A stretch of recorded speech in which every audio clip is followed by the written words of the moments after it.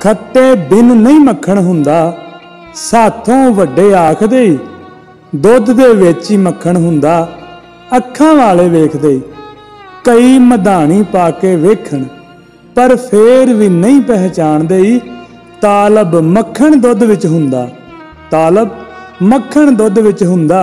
सारे ये गल जाणदे, सारे ये गल जाणदे।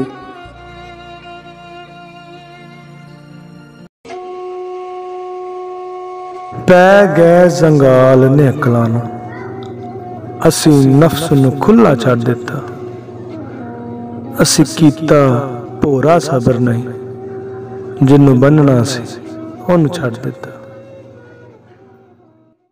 साडे चैनल दे आन लई खुश आमदीद। तुसी चैनल वेखदे पे हो तालब पंजाब दा ते सुनदे पे हो आवाज़ पंजाब दी।